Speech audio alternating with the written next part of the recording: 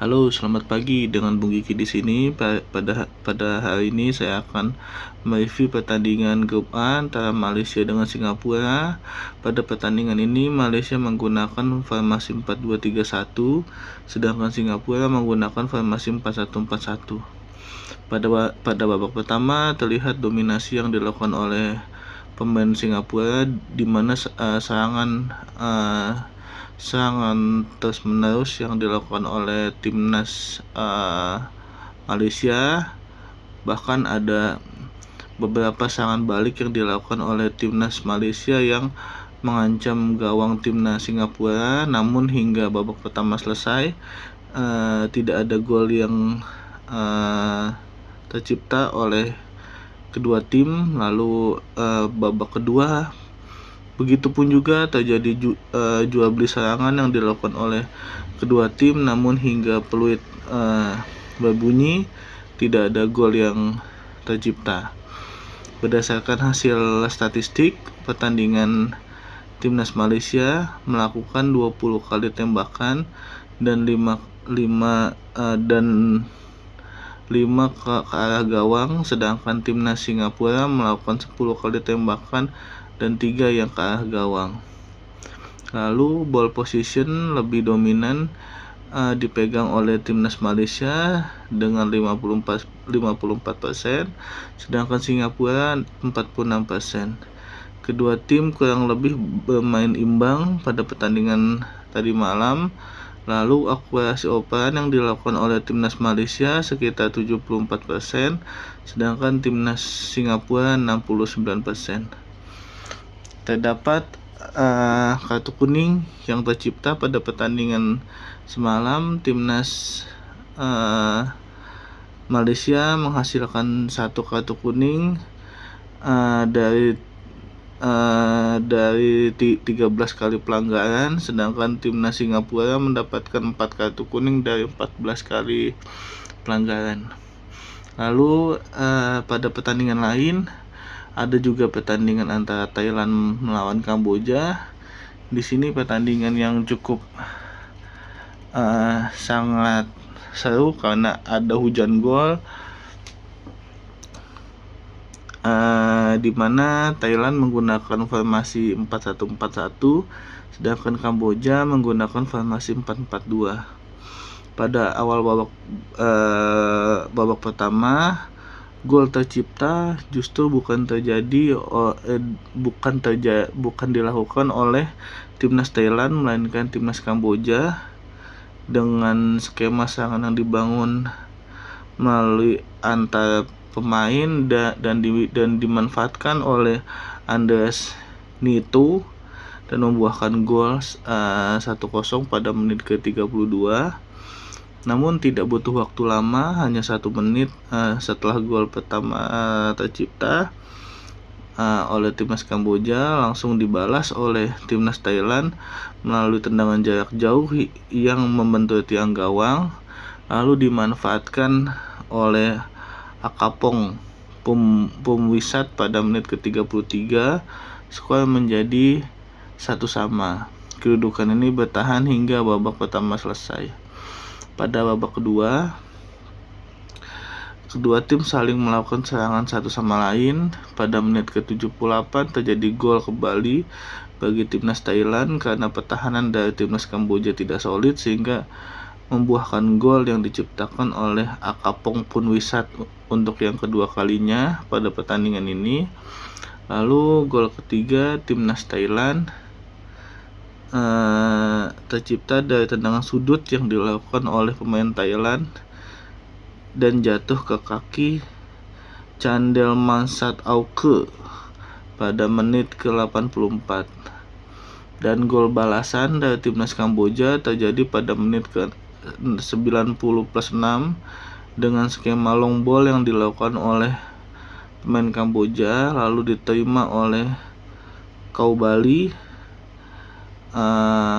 Itu dikarenakan clearance yang tidak sempurna yang dimiliki oleh timnas Thailand, sehingga Kaubali mampu menciptakan gol kedua bagi timnas Kamboja. Kedudukan ini bertahan hingga babak kedua selesai. Pada pertandingan semalam,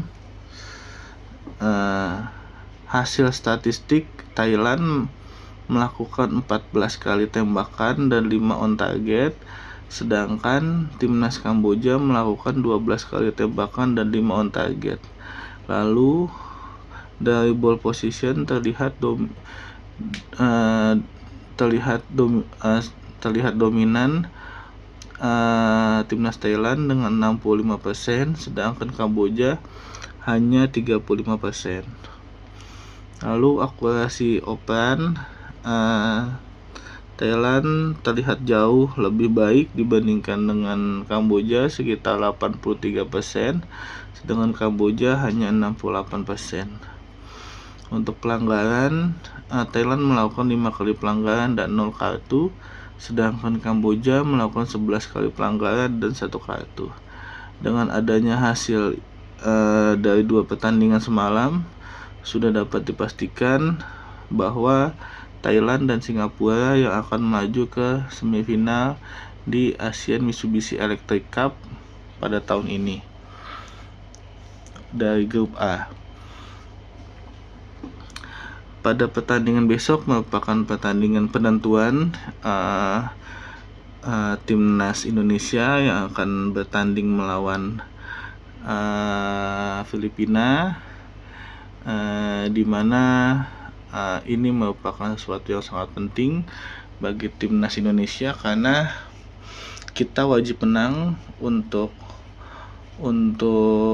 mendapatkan tiket ke semifinal, karena Myanmar juga memiliki kesempatan yang sama, dia juga ingin melaju ke semifinal. Oleh sebab itu kita harus mampu memanfaatkan peluang yang ada, kita harus mampu memaksimalkan setiap kesempatan yang ada.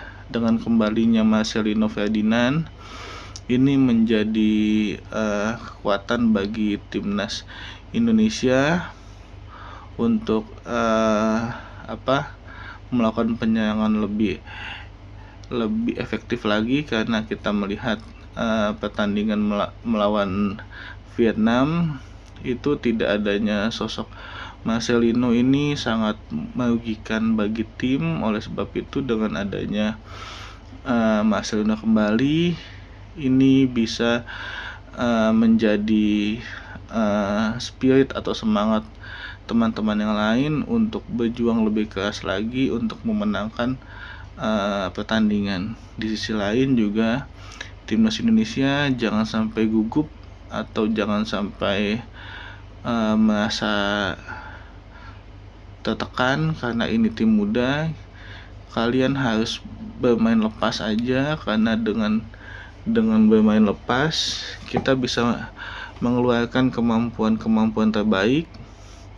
Karena ketika kita merasa tertekan, ketika merasa bahwa kita wajib menang dan mendapat tekanan dari publik, ini justru tidak baik bagi pemain, karena dia tidak merasa nyaman, tidak merasa enjoy dalam pertandingan. Yang paling penting itu adalah kenyamanan dalam bertanding. Ketika kita sudah nyaman dalam bertanding, itu kita mampu mengeluarkan kemampuan maksimal yang kita miliki.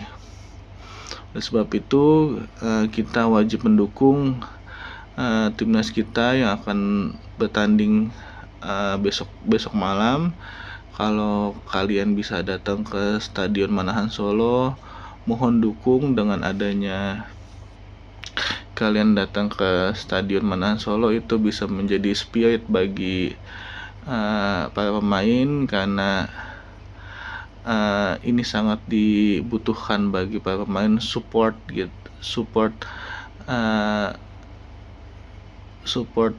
pemain timnas Indonesia apapun kondisinya, baik menang maupun kalah, kita harus tetap mendukungnya. Jangan sampai ketika timnas menang kita dukung, ketika kalah kita hujat. Itu tidak baik, karena apalagi timnas ini masih timnas muda, masih perjalanan yang sangat panjang. kita harus tetap mendukung mereka apapun yang terjadi, apapun hasilnya nanti. Kita harus tetap mendukungnya, dan saya berharap bahwa hasil yang akan dipetik nanti bisa semaksimal mungkin, karena dengan adanya kita lolos ke semifinal, kita hanya fokus untuk melaju ke final, karena target dari Sintayong itu hanya melaju ke final. Tapi kita harapkan bahwa timnas kita bisa mampu juara dengan kondisi pemain yang ada. Diharapkan kalau kita bisa masuk ke semifinal, bisa datang Ivar Jenner untuk membantu timnas Indonesia dalam laga krusial di semifinal dan final. Ini merupakan sesuatu yang penting, karena dengan kehadiran dia lini tengah kita bisa lebih hidup. Oke, cukup sekian dari saya. Mohon di like, comment, and subscribe. Salam sepak bola.